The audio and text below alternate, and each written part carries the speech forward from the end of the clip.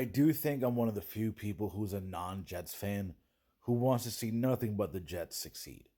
Mainly that's just because I'm from the area originally, so I've seen my friends and others having to watch this team week after week and just beat dog shit.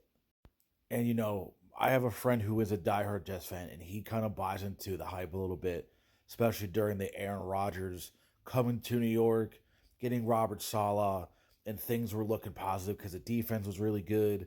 The offense was bringing in some guys. You had Brees Hall, you had Garrett Wilson, and so on. So it's like things are looking great. And then obviously 4 plays in, we know what happens, and it's kind of been just shit ever since. And it's been shit before that, and it's been shit for a very long time. You've had those few nuggets back in 2009 and 2010 where you made those AFC championships, but beyond that, it's just been shit. And obviously, it still seems like where it starts is Woody Johnson. He's not making great decisions. Not that I'm saying I would do better because I'm just a guy on the internet.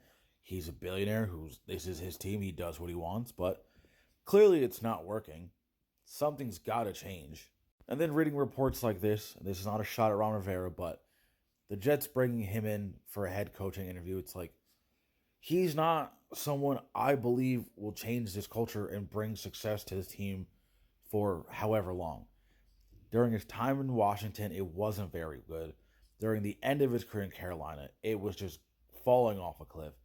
So things kind of got worse for him. So maybe this time off rejuvenated him and maybe can bring something back. But obviously, this is not going to be the last head coaching interview the Jets will do. But hopefully they don't hire Ron Rivera, respectfully. And then you bring in John Robinson, the former Tennessee Titans general manager, for an interview. And it's like, these are not the guys you should look for when building a proper organization.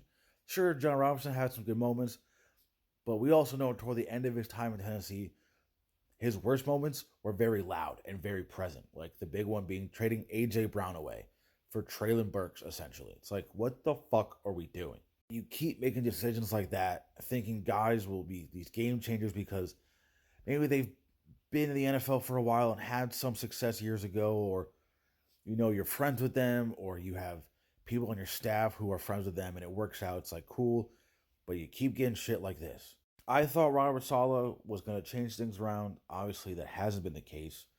Still think they should have gave him more time personally, but nothing we could do about that now.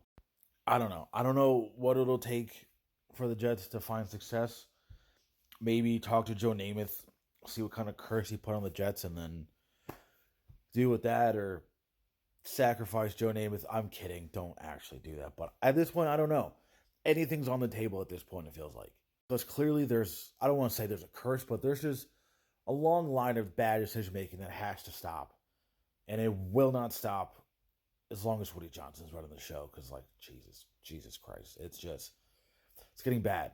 But I do hold on to hope that one day things will start to change. I think it'll happen. It'll be a slow rebuild and eventually things will change. But until then, I wish Jets fans all the best. I hope you all are doing well, even though I'm pretty sure you're not, because I've seen videos on the internet. You're all very worrisome. Just gonna be honest. But hey, you have a non-fan supporter with me, and I'll be holding on to hope for all of you. So